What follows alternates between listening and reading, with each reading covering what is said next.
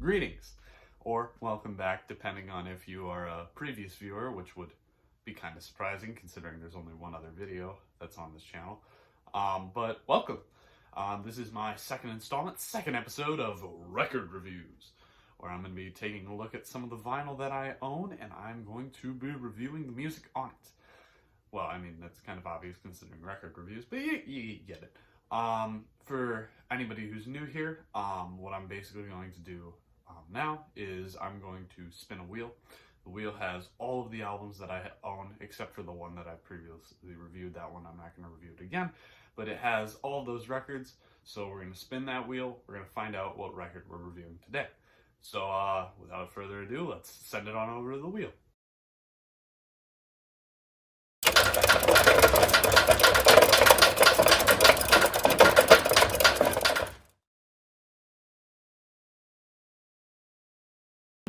The pretty prince of parties, you're a tasty piece of pastry. You're so lighty, flighty, flaky. I go where the party takes me.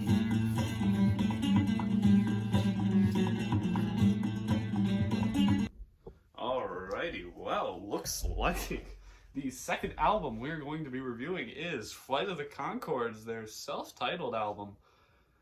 This is quite the change-up from the previous one, as you can imagine. For those unaware, Flight of the Conchords was actually a show that ran on HBO, and it's a two-man group with Brett McKenzie and Jermaine Clement. This is going to be different. This is going to be a lot different from the previous one, but I think it's a welcome change. So without further ado, I'm going to go pop this in right now. I'll give it a listen, and I'll get back to you right after I'm done.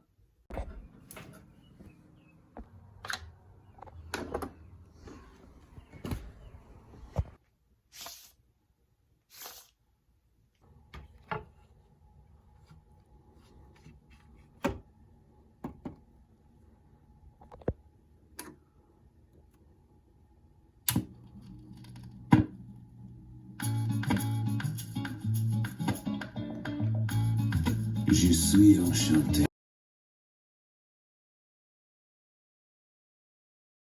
Au revoir.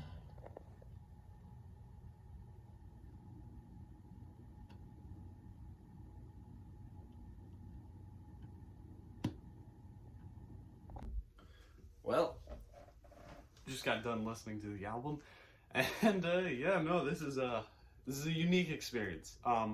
I love it personally. I can't get enough of Flight of the Conchords. I love this album so much. The show is just a really fun time, and weirdly enough, I found out about Flight of the Conchords before I even knew about the show. Like, I knew it existed, but a lot of the songs, I actually listened to the songs before I watched the show, so they have context within the show, but I was unaware of that context, which I think then made watching the show a lot more fun, because then I would recognize the song, but I would also recognize, like, you know, I would get the full context of it. And just to give a little backdrop, obviously I already talked about how this was a show, but Flight of the Conchords, the basic premise is it's two guys from New Zealand who travel to America to become a band, and they're a novelty band, and they have an agent who's Reese Darby, and it's a fun time. It's a really fun show. The two stars, who are the two singers within the band, are, as I mentioned before, Jermaine Clement, who is pretty famous. He's a pretty recognizable actor, actually. He's been in a lot of things. One that springs to mind right away is I don't remember the name of the character, it's slipping my mind, but from Moana, the, like, crab that sang the song Shiny, he voiced that. So that's something. He was also in the movie What We Do in the Shadows, before they made it into a show. So he was in that. And then the other member of the band is Brett McKenzie.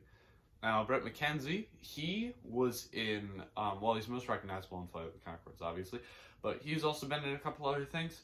He made a song for the Muppets movie, which, pretty cool. Recently, actually, he released an album titled "Songs Without Jokes," and that's another record that I actually have. So that could be possibly a review in the future, depending on how many reviews it takes to get there. But yeah, Flight of the Conchords, I love it. I've always had a fondness for comedic music for some reason. Like it's not exactly a genre that's touched on a lot. I mean, there are some people who are really good at it, but like I don't think it's necessarily something that's often attempted. Obviously the big most recognizable name for that would be like Bo Burnham, but like Tim Minchin, big fan of his. Stephen Lynch, I really love that type of stuff where it's comedic music. I don't know why, but I'm just a huge fan of it. So that made listening to this album just a really fun time for me. And now here comes the hard part, because now I have to decide which side I prefer. So I just listened to this, and honestly, it's such a toss-up. Like, okay, let me look. So we got side A and side B. Side A contains the songs Fuda Fafa, Inner City Pressure, Hip Hopopotamus versus Rhymenoceros. If you heard these, you get it. If you haven't, you're probably very confused. Then Think About It, Ladies of the World, Mother Uckas, Prince of Parties, and Leggy Blonde. Leggy Blonde is actually a song that the lead vocalist is not either of the members of the band. It's actually the actor Rhys Darby, who plays their manager in the show, and it's him talking about, I believe it's an electrician. It's somebody who, or an IT person who like fixes machines in their company, and he misses her, but he only refers to her as Leggy Blonde, and that's all he remembers about her. Anyways, and then you got side 2, which has Robots, Boom, A Kiss Is Not a Contract, The Most Beautiful Girl, parentheses, in the Room, Business Time, Bowie, and Au Revoir.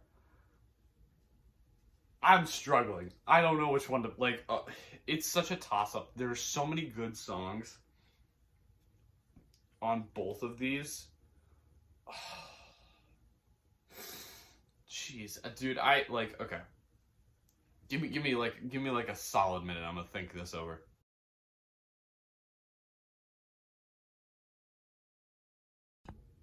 All right. So it may have taken me a little bit longer than a couple or a minute or two. It kind of took me a day, but I do have a solution. My solution, the way that I decided to solve this, is by putting this into a tier list. I wrote this down on the back of a note card. I wrote a tier list for all the songs.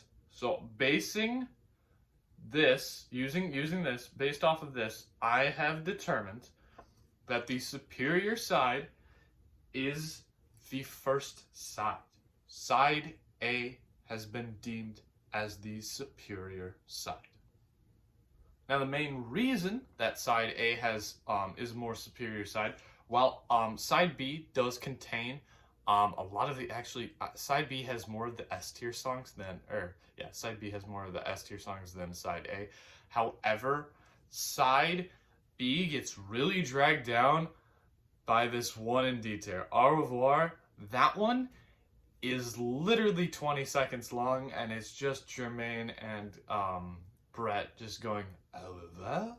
They're just doing that voice, and it's not really a song, so I kind of feel mean putting it down there, but it honestly, because that's one of the songs on that side, and there's only 7 songs on that side, and there's 8 songs on side A. Side A just has more, which I feel like is unfair, but at the same point, Au Revoir just pretty much brings it down. So for that reason, I have decided to deem side A as the superior side. Now, when it comes to deciding the best song, actually, first I'll start with worst. I'll start with worst song just because that's pretty easy. It's Au Revoir. As I already stated, it's just them doing kind of bad French, which they already do in Fuda Fafa, so I don't know why it's a song. Maybe it's in the I haven't gotten to. I don't know. In any case, obviously the worst song is Au revoir, if I'm looking at it like that. But honestly, I feel like that's such a cop-out. What I'm going to do is I'm going to tell you my runner-up, which is actually one of the more solid songs on the... Like, all of these songs are incredible. So, picking a worst one is actually incredibly hard, and also picking a best one is hard too. But if I were to have to pick from this selection, which means it's going to be one of the B tier, I think I have to go with Fou de Fafa, which is the other French song. That one's funny. It has a lot of puns about France and the French language, but I don't know. There's a lot of points where it just kind of like stops, and you can tell it's really like hammering in the bit, but it's not necessarily like, I don't know. I just don't like how it sounds as much as like the other ones in here. Like Mother Ukkas is close for me, but I also just I like that song because of the way that it's got some stupid stuff. All of this is like stupid funny, but it's funny. But yeah, I think because of that, I will put Fou de Fafa as the runner-up for the worst one, with Au revoir being the actual worst one. Now on to the best song. This one's gonna be harder. This one is going to be much, much harder. This is not an easy one. Obviously, it's going to be one from the S tier. Clearly, I just love showing this tier list off. I don't even know if you can really make out some of the things that it says, because yeah, my handwriting, it ain't that great. But obviously it's going to be one of the S tiers. So what I'm going to do is I'm going to look at each of them individually, and I'm going to slowly mark them off until we have a winner. So starting off, first one I'm going to eliminate, Leggy Blonde. I put that in S tier, but I think it's kind of just because it's the one that I really like. I think it's a great song, and the best part that I think is about it, or the best thing about it, is that it's not actually including a lot of Brett McKenzie. It has Reese Darby in it, and I like that. Well, Brett and Jermaine. I think it's nice to have another person in there, and I really enjoy that aspect. But other than that, yeah, okay, we'll cross that one off. So the final four. Next one to be eliminated, Hip Hopopotamus versus Rhinoceros. I'm going to eliminate that one. Now, that one is funny. That one is extremely funny because it's really stupid, and it's Jermaine and Brett pretending to be rappers. And it's just stupid fun. But I think that the others are slightly above it, so I'm gonna get rid of that one. But like, they're in the S tier. They're all they're in the S tier. They're all incredible. Next one I will get rid of is The Most Beautiful Girl in the Room. That one is funny. That one, they're all funny. But that one, it's Jermaine hitting on a girl and then just talking about how she could be like, you're so beautiful, you could be a waitress. That's that one's funny. But I do believe that these other two are above it. So that comes down to the final two, which is Bowie and Robots. And the final one I'm going to eliminate is Bowie. I think Bowie is incredible, but personally, Robots is just perfect. Robots is just, it's stupid fun, but it's also, I think it does a good job of summing up like Flight of the Conchords and kind of their humor, and I think it's just the quintessential like song for Flight of the Conchords when looking specifically at this album. So yeah, I believe that the best song on the album is Robots, and I believe that the runner-up is Bowie. I think that will conclude this episode of Record Reviews.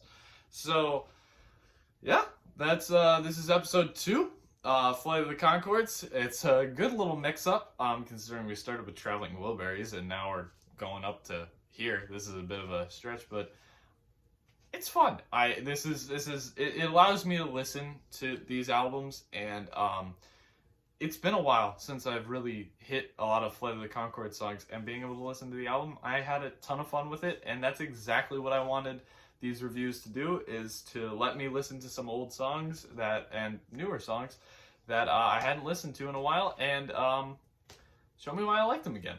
So, yeah, I enjoyed this. Obviously, I'm really loving doing these record reviews. So I hope you enjoyed watching. I hope you enjoyed the review. Once again, any suggestions you have about things to add to the review, greatly appreciated. But yeah, I think that'll conclude it. And thank you for watching. I will see you in the next record review. Bye. Inner city life, inner city pressure, the concrete world is starting to gas you. The city is alive, the city is expanding.